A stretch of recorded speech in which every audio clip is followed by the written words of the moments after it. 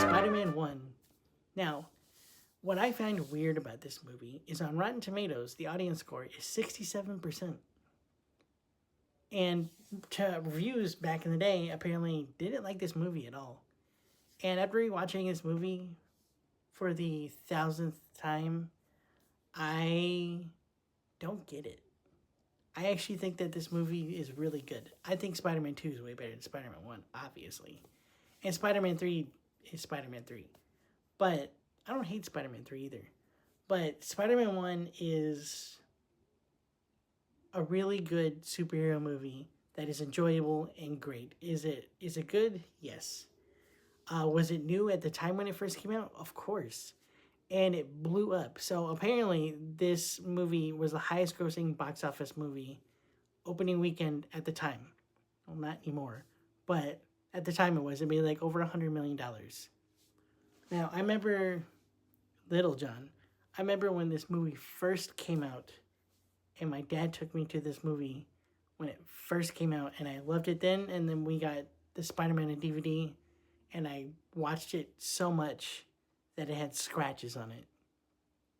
This movie is my favorite superhero movie of all time. I love Spider-Man. He's very realistic because he's a nerd that's down in his life, and a lot of people make fun of him, and the only way he can get a job is at the daily newspaper because he's like, oh yeah, I know Spider-Man. Here, I'll take pictures of him for you. But in this movie, it's pretty much Spider-Man versus the Green Goblin, and the Green Goblin finds out who Spider-Man is and goes after his family.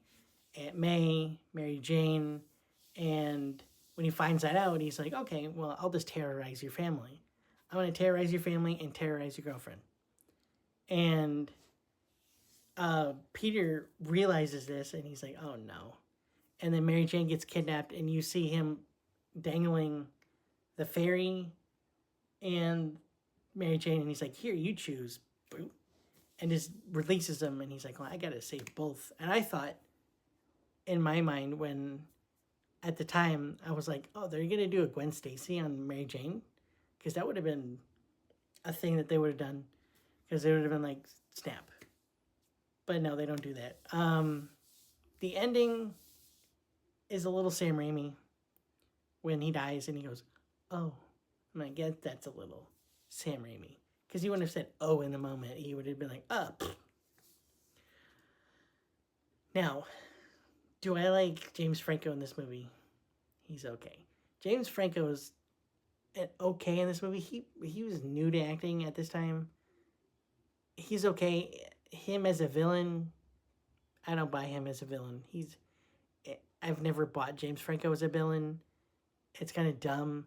Also, because of Spider-Man 3 and 2, the butler should have said something to Harry about how, oh, the glider was by him, not Spider-Man. But he said that in the third movie, which I found that to be dumb.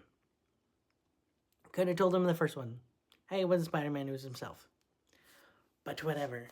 But this movie gets a 9 out of 10. If you want to watch it, it's on everything. I have it on DVD, so I got to watch it for free.